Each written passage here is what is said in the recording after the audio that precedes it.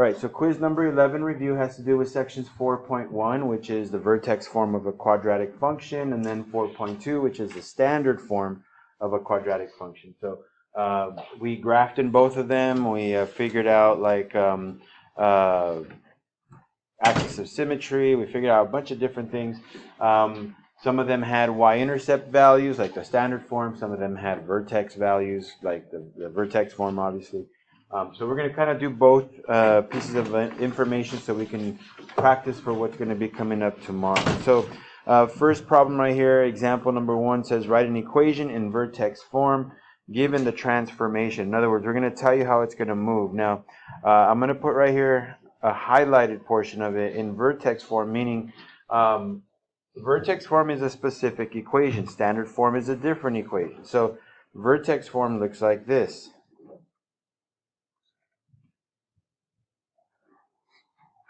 Okay, so that's the way they want us to write it out. Now, notice they put a equals 1, so we know that a is going to be a 1. So all I got to do is figure out the h and the k. All right, so it says it translates 2 to the left and 1 down. Okay, so y equals a is 1, then x.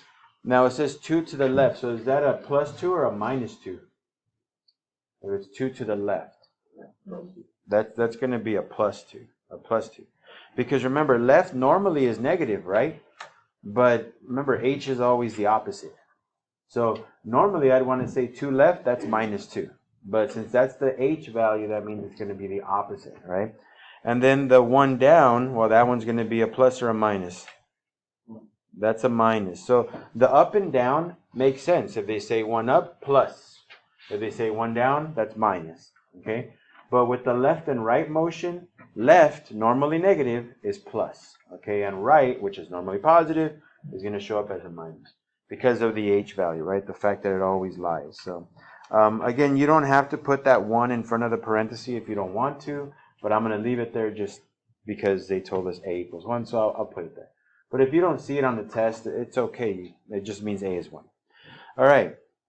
Part B translates 4 to the right and 2 up. So again, y equals a is 1, x, okay, 4 right. So this way would be positive normally, but since it's h, it has to be negative. Okay, and then 2 up, well again, that one doesn't lie. The up and down is going to be honest, so it's just going to be plus 2, and we're done. Okay, so there will be questions like this, nothing that's too difficult. Remember the definitions for the left and the right and the up and the downs, right? Make sure you guys remember those things. I think I mentioned them in 2.6. I think I said that's when the lesson, when we went over it. But yeah, just the h value is a tricky one. The k value is pretty easy.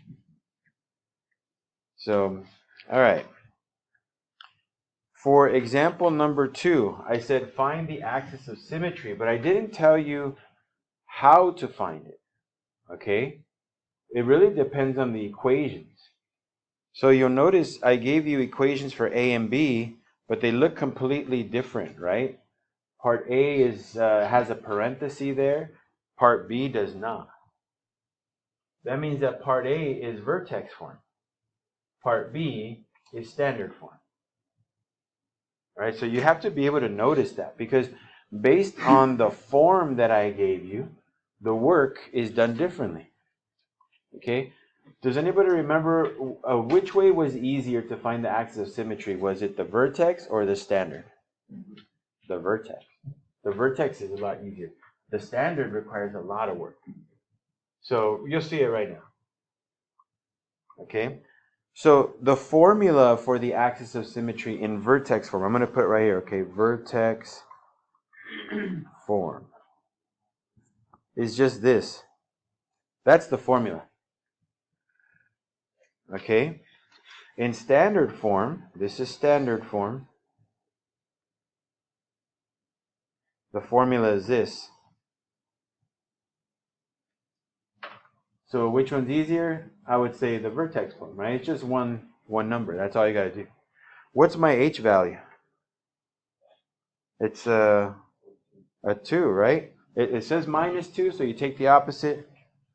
There it is. I'm done. Okay? Again, it is tricky because H is always opposite. Make sure you remember that. But it's quick. For part B, it's not that it's insanely difficult, but it is more difficult than x equal to h, right? We're going to plug in a negative b over 2a. So what's my b value? Just the 8, yeah. Not the 8x. And then 2 times a, which would be 2, right? So that's going to be negative 8 over 4. So my answer is a negative 2. And notice on standard form equations, you can't just pick the answer from the equation. Sometimes the number may pop up. They might have the number that's similar.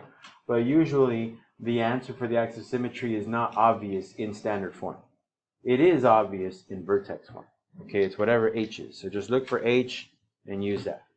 Okay, so I definitely like vertex form over standard form for all purposes. It's easier to graph, easier to do stuff with it, but sometimes standard form has its advantages. Not a lot, but sometimes. Are we okay with example 2? All right. Anything for example 1? Just out of curiosity, the one we just did, the translation stuff. All right. So, example number 3. Find the vertex. You're going to notice we have vertex form and we have standard form again.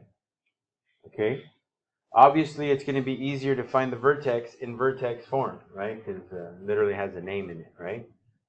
So part A will be pretty easy to do. It's not going to take really much work other than writing the answer. For part B, that one is kind of like what you guys did for homework yesterday, right? Where you had to find your axis of symmetry first, then you had to figure out your y value, put them together as a point. So it was a lot more work to find the vertex in standard form. Like I said, that's why a lot of people prefer vertex form. Most of the stuff is easy to find in vertex form. It's a lot harder to find in standard form. The only advantage that standard form has is that I can find my y-intercept really quickly. Okay, in standard form. But vertex form, not really. So, what is my vertex for part A?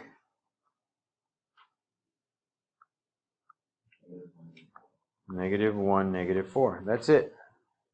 It's HK, right? HK, my H value is a -1, because it's the opposite of what you see. My K value is a -4, and I'm done. That's why, again, people like vertex form so much better, because they don't have to do anything to find certain things. It's already there. Now, for part B, I still have to find the vertex, but I have to find it using the axis of symmetry first, and then the solving for y, right, to get the other point. So here we go. So step number 1, axis of symmetry. X is equal to negative b over 2a. So negative b, that'd be -2 over 2 times a is 1, right? The 1 in front of the x squared. So this comes out to a -1. So there's my axis of symmetry. Now I'm going to plug that value into my equation so I can find the vertex. Okay? So to find the vertex now, I'm going to write y equal to, this is -1. I'm just kind of pre-writing it, I guess. -1 squared plus 2 times -1 plus 3. That's 1 minus 2 plus 3. 1 minus 2 is -1, and then add 3 to that. That's 2. So y is equal to 2. So my vertex is -1, 2.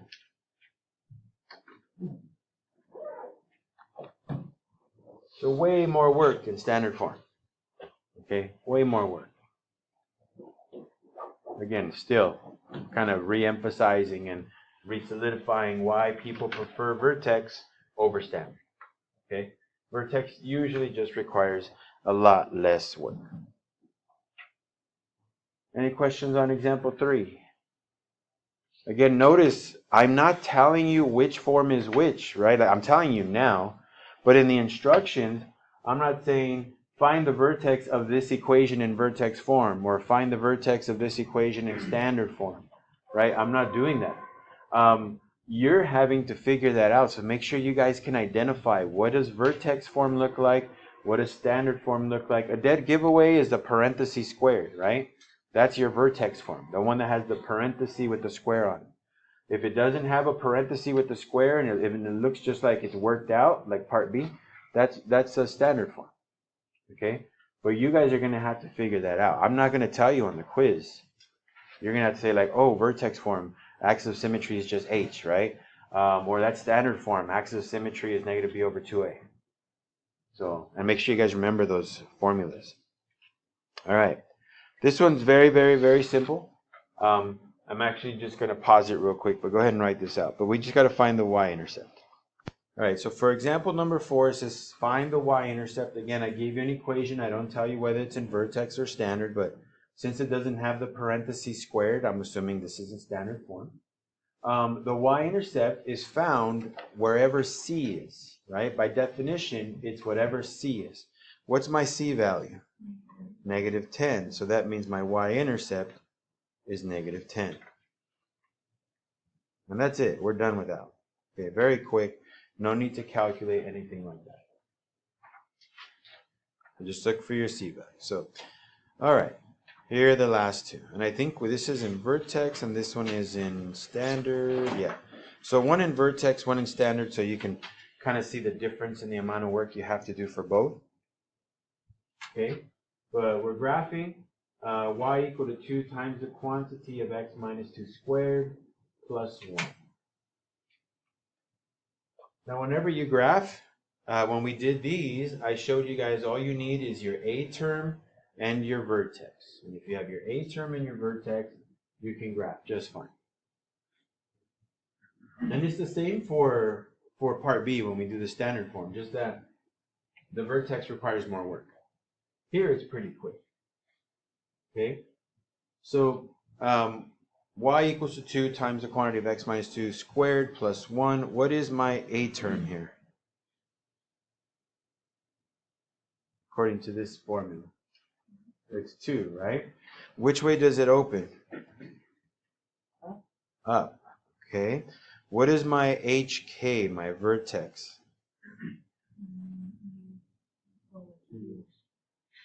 2 and then what? 1, yeah. 2, 1. So that's all I need. I need my vertex. I need my A term.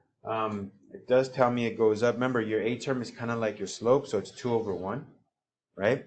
So I'm going to go to 2, 1. That's right here. And then I'm going to go up 2 over 1 in both directions. Okay? So up 2 over 1. And then I'm just going to draw it. And that's it. You're done.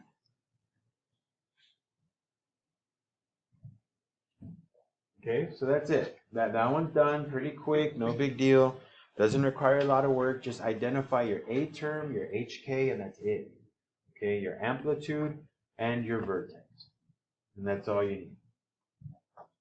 So for part B, same idea. We're going to graph. But this one's going to take more time. Because you do need your A term. You do need your vertex, but in order to find the vertex, I don't just pick HK because there is no HK in this formula.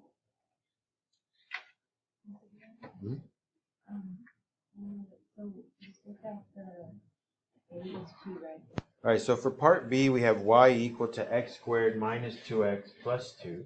Again, this is in standard form. I'm not going to tell you on the quiz which form it is. You guys just have to know by looking, right? It's either standard or vertex form. If it's vertex form, easier. You just saw that, right? This is how much work that it's all the work you need in order to graph. So it's pretty easy.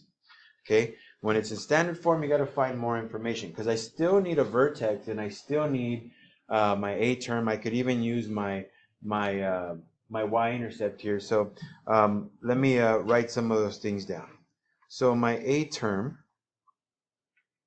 is 1. So my slope is 1 over 1. Okay? This means that it opens up, right? So this opens up. My C term is positive 2. Remember, that's my y-intercept. Okay, so I could put a dot right there, right where positive 2 is. Okay, and then I need to figure out my vertex, but I can't just look at that, right? I need to be able to find it. So here we go. First step, axis of symmetry. X is equal to negative b over 2a. So negative of a negative 2, so be careful with that, okay? B is negative, so it's going to be negative of a negative. And then 2 times a on the bottom, that's 2 times 1. So that's 2 over 2. That means x is equal to 1. Okay? So I know that my vertex is at 1. Now, let's figure out my vertex portion, the y value, because I know the x value is going to have a 1 already. So this is y equal to x squared. Well, x is 1, so it's going to be 1 squared. I'm going to put a 1 here really quick as well, just to fill it in. Minus 2 plus 2. So I plugged in the 1 into the formula.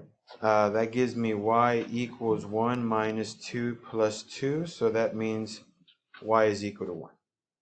So my vertex is 1, 1. I'm going to put a dot at 1, 1. Okay? Now notice I have to go through that y-intercept, but since this is symmetric, it has to occur on both sides of my vertex, right? So I would put another dot right here. Okay, now if you don't like the way I said that, then forget about the y-intercept. Just look at your slope. Your slope is 1 over 1, right? A is 1, so 1 over 1. Go from your vertex, 1 up, 1's to the right, or 1 up, 1's to the left. You get the same 2 points that I just put there. Okay? And then just make your drawing. So if you prefer to use the y-intercept method, that's fine. Or if you're like, yeah, that was confusing, I didn't like that, I'd rather just get my vertex and use my slope, then go ahead and do that. Get your vertex and then use A. All right? It's up to you. It doesn't matter. Either way works. Okay? Sometimes your only option is to use your A term. Did you guys notice yesterday, I think it was the second to last problem, the y-intercept was a positive 30? You guys notice that in the homework? And the graph only went up to like 7 or 5? There's no way you can go up to 30 and put a dot there, right? So the way you had to do it was use your slope from A, right? So once you found your vertex, you would either move up or down, I forgot what it was, to graph it. So if you cannot use your y-intercept, that's okay. Just use your slope. Use your A term. So that's it. This is all you guys have. Yep. So let me go ahead and stop the video. No homework tonight. It's just study. Okay.